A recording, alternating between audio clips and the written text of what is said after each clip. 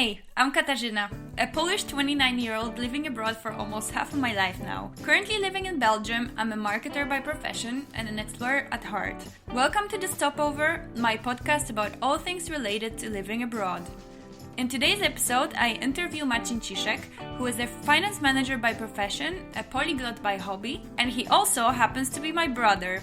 We talk about his living abroad journey and how it has led him to master 10 languages before turning 30. So brace yourself for lots of actionable tips on how to effectively learn languages. We also share a lot of experiences we both had during our university years and how they impacted the chain of events that followed in terms of where we are now in both our current locations and language skills. Hope you enjoyed this value-packed episode.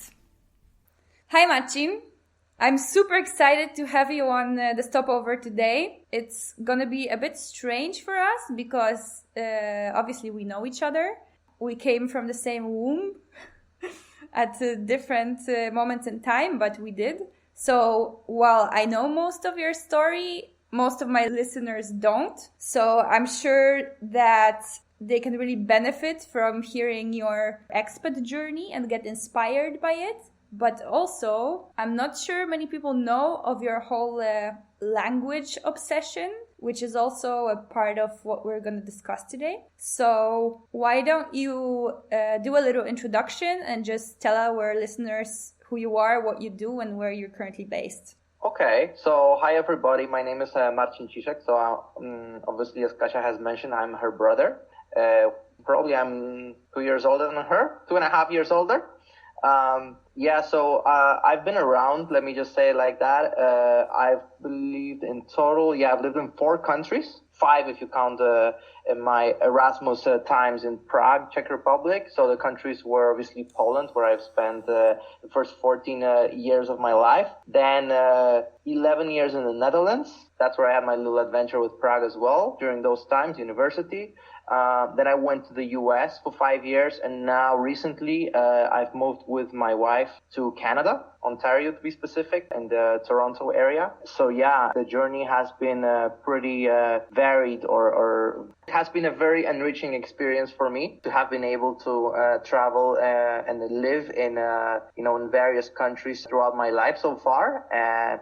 So I am very excited to talk about some of my experiences and language passion as well, which Kasia also has mentioned in this podcast. Cool. And how does it feel to be speaking English to me? It's very weird. Now I'm going to tell you something. Obviously, we both have international significant others. So we have been in situations, obviously, when the 4 of us have been talking, and it has been necessary in those moments to speak English, even though they both of our significant others do speak a little bit of Polish, very rudimentary, but they do. So it's still weird to speak English to you or any other language other than Polish, for that matter. But I believe we'll get through it. Yeah, it's going to be fine. Come on. And so you mentioned your current location is Canada. Why would you say Canada is a good place to be right now? Okay, apart from anything related to, the pandemic and what's happening around the world nowadays, I believe that Canada is a good place to live. If you only look at the fact that a lot of the things which in my last place where we've lived were not exactly free, like healthcare. I see Canada as a very good place from that perspective, because oftentimes, like especially if you have good insurance, you don't end up spending that much out of pocket for these kind of things. Other things that are very different from where I've been in places where I've lived before, where there's a lot of multiculturalism. So you see a lot of different nationalities. You get to try cuisine from all around the world. If you need stuff from your home country, you're practically sure you're going to find something or at least something that resembles it, right? If you want pierogi, or how they call them here, pierogis, you're gonna find a local version made by Canadians, the authentic Polish one as well. I'm just going to give you an example of that. So a couple of weeks back, we were celebrating something that's very typical in Poland called Tłusty Czwartek. So that's Fat Thursday. It was not a problem to get what we typically eat on that day. That's the pączki, which is a Polish style of donuts, which are not really, they don't really have a hole inside, but they are actually filled with different fillings, right? So it was very easy to get them. There were a lot of places that sold them. It went And you can see this actually where I work. Like I'm obviously working from home, but the management team of where I work, actually one of the directors is Polish, so she brought pączki for everybody. So like you can see that people are actually sharing that that culture and cuisine and whatnot. So I think it's really cool. Yeah, that's super awesome because not a lot of people here in Belgium at least know of this holiday. So I feel like here, you have to explain it a bit more that something like this even exists. And for example, for me, it's not so easy to find the typical pączki here. Well, you have like the basic, like the German style donuts, like the Berliner Ball, but it's still not the same, you know? It is not the same. It is very specific what we have, like especially some of the fillings that we have, like plum, that not everybody likes, but like I personally like all of the different ones, or like the one that we do, the ayer cognac. I don't even know, like advocat one. So that's also nice, you know, and kind of get drunk on it even.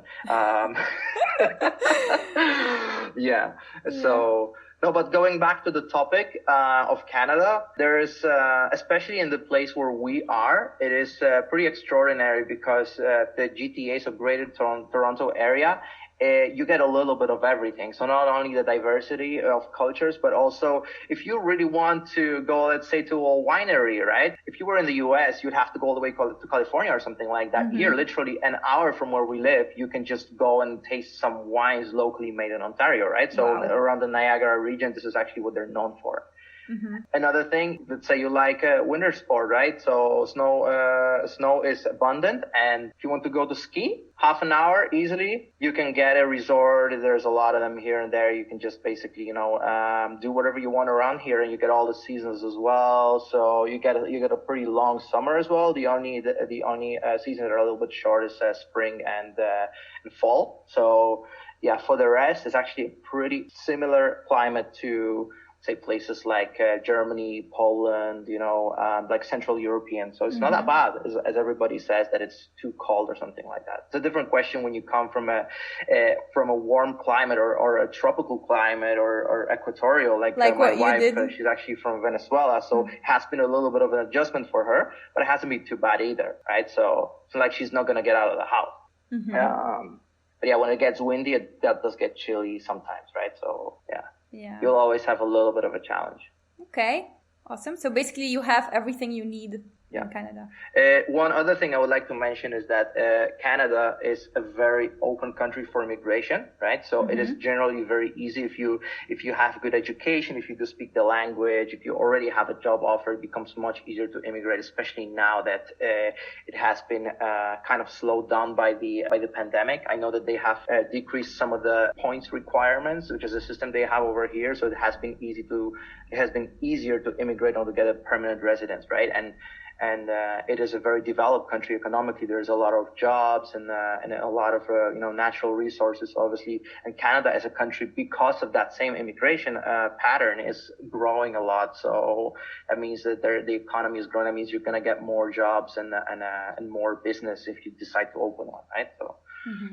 I think that's also very valuable information for our listeners who are looking to move to a different country and kind of pick the best place they can. Actually, did you know that Canada is like the top country for expats to live in, according to Google? I didn't know that, but I did figure out it had to be there on the top of the list because it is actually very developed, very safe.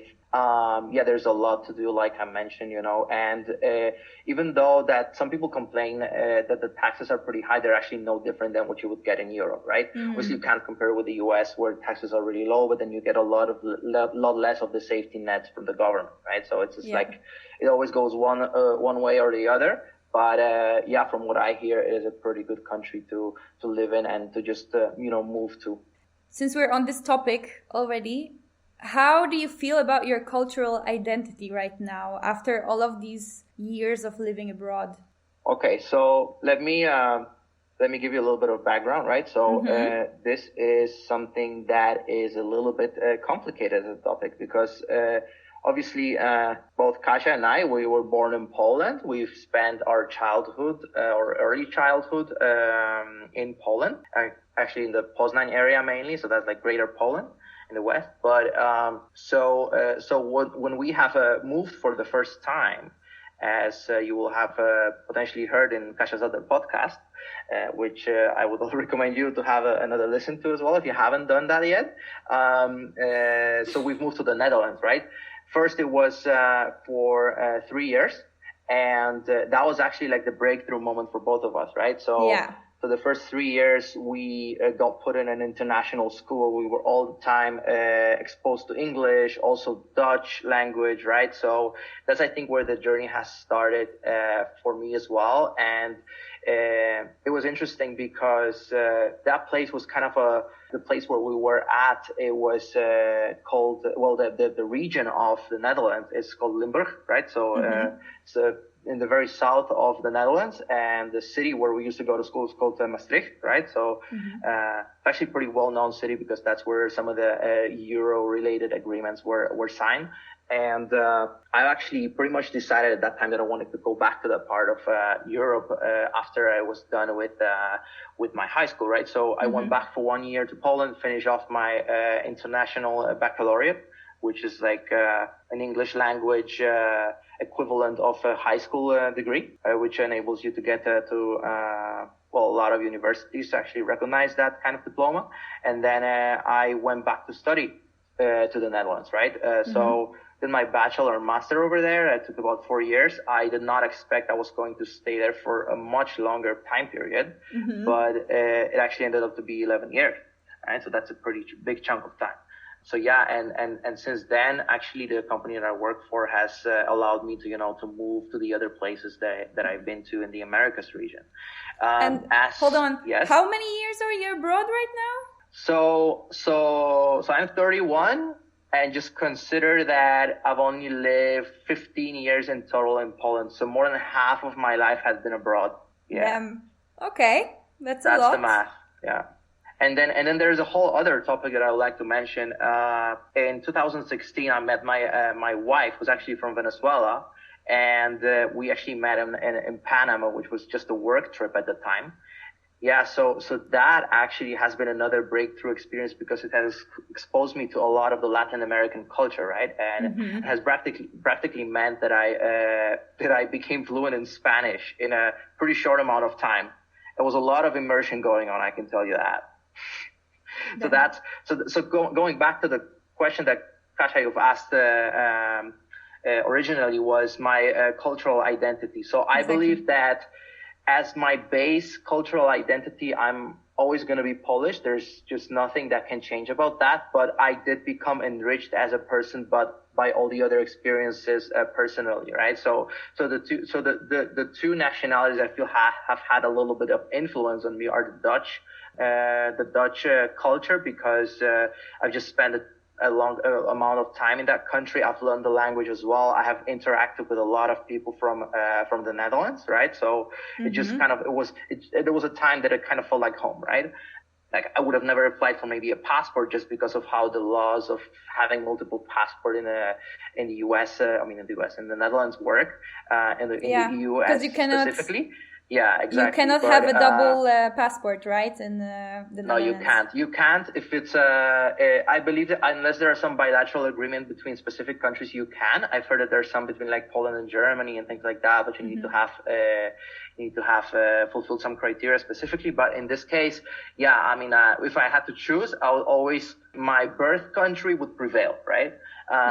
Yeah. So, but then there's the other topic of my Latin American identity, which is it's very hard to put it in a specific way because I've been exposed to so many different, for example, cuisines, accents over the last 5 years that I've actually lived in Florida.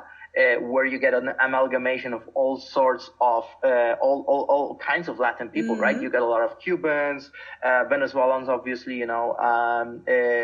you get Mexicans, even you get a lot of Colombians, Nicaraguans, and whatnot. So you get all sorts of accent that you deal with. It is an added challenge when you learn Spanish because you have to get used to the different slang that they use, and sometimes even the grammatical structures become different. So you have to kind of learn to conjugate differently based on to whom you speak, right? Yeah. The only Spanish that I haven't really listened to much was the one from Spain, and I've never actually been to Spain, which is kind of really sad if you think about it. Yeah.